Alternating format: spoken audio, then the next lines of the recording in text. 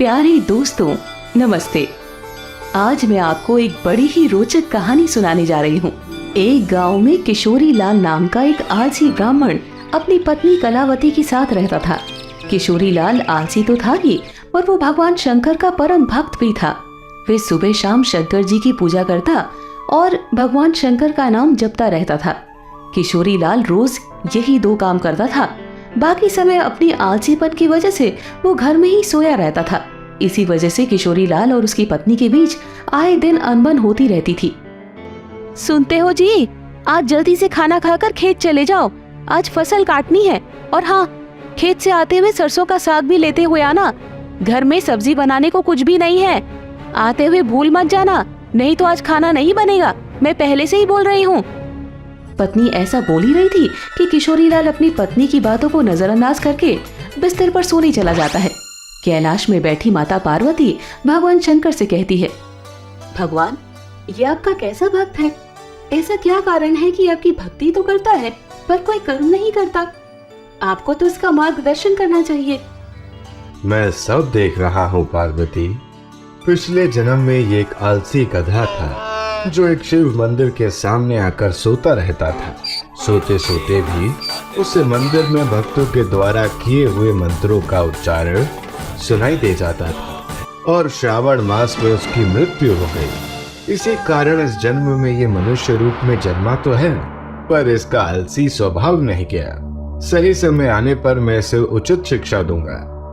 अरे ये क्या, तुम वापस सो गए? उठो जल्दी और खेत में जाओ, आज फसल काटने जाना है। खेत में फसल बहुत बड़ी हो चुकी है। अगर आज फसल को नहीं काटा तो उसे जानवर चढ़ जाएंगे, नहीं तो कोई चुरा लेगा। मेरी बात सुन भी रहे हो? हे भोलेनाथ, न जाने इनका आलस कब खत्म होगा। मैं तो इनसे तंग आ चुकी हूँ। कलावती बोलती जा रही थी, पर किशोरी लाल को तो कोई फर्क ही नहीं पड़ रहा था। वो चुपचाप बिस्तर पर लेटा हुआ था। किशोरी लाल को कुछ बोलता हुआ न देख कलावती रसोई घर में जाती है और वहाँ से एक बाल्टी पानी लाकर किशोरी लाल के ऊपर डाल देती है और वो पूरा भीग जाता है। ये देख किशोरी लाल बहुत गुस्सा हो जाता है और फिर दोनों के बीच बहुत कहासुनी होती है। फिर वो गुस्से में घर से निकलकर भोलेनाथ के मंदिर की ओर चला जाता है। मंदिर जाकर वो गुस्से में शंकर जी से कहने लगता है, हे भोलेनाथ, अपनी पत्नी की रोज रोज की चिक-चिक से मैं परेशान हो चुका हूँ। अगर मैंने आपकी भक्ति श्रद्धा पूर्वक की है तो मुझे वरदान दीजिए। ऐसा बोलकर किशोरी लाल जोर जोर से रोने लगता है। उसके भक्तिभाव को देखकर भोलेनाथ स्वयं किशोरी लाल को दर्शन देते हैं और कहते हैं, किशोरी लाल, तुम मेरे परम भक्त हो। तुम्हारी भक्ति से मैं बहुत प्रसन्न हूँ। बोलो, तुम्हें क्या वरदान चाहिए? किशोरी लाल भगवान शंकर को देखकर पहले तो हैरान रह जाता है, फिर शंकर जी को प्रणाम करके उनके सामने अपनी इच्छा प्रकट करता है। हे भगवान, मुझे एक ऐसी चीज दीजिए जो मेरी बात सुने और मेरा सारा काम कर दे। ठीक है, ये लो मेरा एक छोटा सा त्रिशूल। इस त्रिशूल को तुम जिस चीज पर भी रखोगे वो अपना काम खुद ही करने लग जाएगा और काम खत्म करने के बाद ही रुकेगा। पर हाँ, अगर तुमने काम करते हुए किसी को मना किया तो त्रिशूल हमेशा हमेशा के लिए गायब होकर मेरे पास आ जाएगा।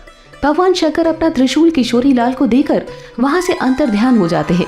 उस त्रिशूल को पाकर किशोरी लाल बहुत खुश हो जाता है और मन ही मन सोचता है कि अब से उसे कोई भी काम नहीं करना पड़ेगा। फिर वो त्रिशूल लेकर घर जाता है और अपनी पत्नी को शंकर भगवान के दिए हुए वरदान के बारे में बताता है। ऐसे ही कुछ दिन गुजर जाते हैं। किशोरी लाल उस त्रिशूल को पाकर बहुत खुश था। उसे उस दिन से कुछ भी काम नहीं करना पड़ता था। वे जिस भी चीज पर उस त्रिशूल को रख देता वो चीज अपने आप ही अपना काम करने लग जाता था। ऐसे ही एक दिन किशोरी लाल को चाय पीना था। उसने चाय के बर्तन में त्रिशूल रखा और बोला, मुझे एक कप चाय बना दो। ये बोलते ही चाय के पतीले में अपने आप ही दूध, चीनी और चाय की पत्ती डल जाती है और फिर उसको एक साथ उबालकर एक कप चाय बनकर उसके सामने आ जाती है। इसी तरह वो हर काम में शंकर भगवान की दी हुई उस त्रिशूल को इस्तेमाल करता। घास में पानी देना होता तो वो त्रिशूल से अपने पानी देने वाली पाइप को छूकर पाइप को कहता, पाइप, ये एक बाल्टी पानी अपने आप से इन फूलों पर डाल दो। पाइप को ये काम बोलकर किशोरी लाल घर के अंदर सोने चला जाता है।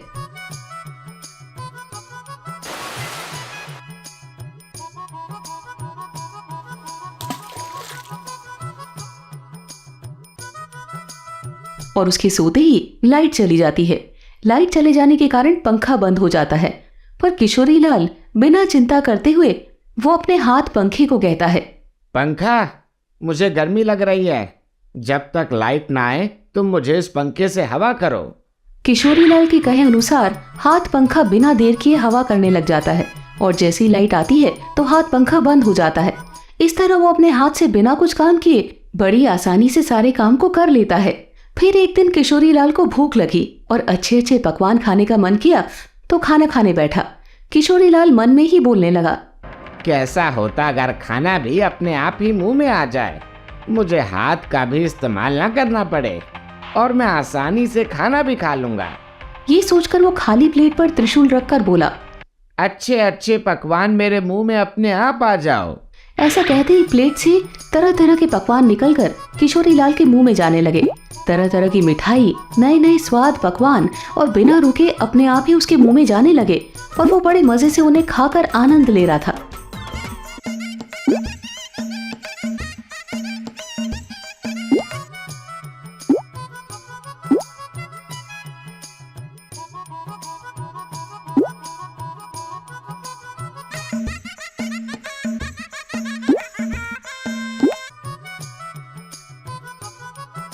पर ये मजाक कुछ देर तक का ही था।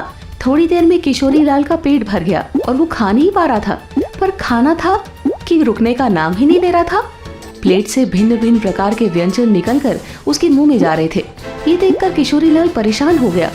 वो जैसे ही खाने को मना करने जा रहा था तो उसे भगवान शंकर की बात याद आई कि अगर वो काम करते हुए त्रिशूल को मना करता है तो उसका वरदान हमेशा हमेशा के लिए समाप्त हो जाएगा। ये सब सोचते हुए चिल्लाने लगा। उसकी चिल्लाने की आवाज सुनकर उसकी पत्नी रसोई घर से बाहर आती है। हाँ, और किशोरी लाल को देखकर हैरान हो जाती है। फिर किशोरी लाल से उसकी पत्नी खाने को रोकने के लिए बोलती है, पर वो शंकर भगवान के दिए हुए वरदान को नष्ट करना नहीं चाहता था। पर आखिरकार उसे बोलना पड़ा, रुक जाओ। खाना आना तो रुक गया, पर उसके साथ शंकर भगवान की दी हुई वो त्रिशूल भी गायब हो गई। किशोरी लाल त्रिशूल को अपने पास ना देखकर बहुत दुखी हुआ, पर अब वो कुछ भी नहीं कर सकता था। शंकर भगवान का दिया हुआ वरदान को उसने खुद ही समाप्त कर दिया था। अब तक किशोरी लाल ने त्रिशूल को जो भी काम दिया था उन सबको काम खत्म कब करना है ये भी अनजाने में ही सही बोल दिया था। मुझे एक कप चाय बना दो।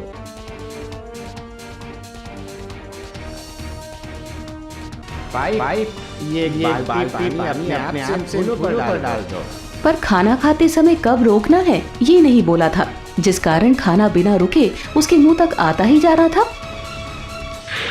हे महादेव, मैं समझ गया कि आपने मुझे ऐसा वरदान मुझे सबक सिखाने के लिए दिया था। मैं कितना बेवकूफ था जो आलस के कारण हर छोटे से छोटे काम को टाल दिया करता था।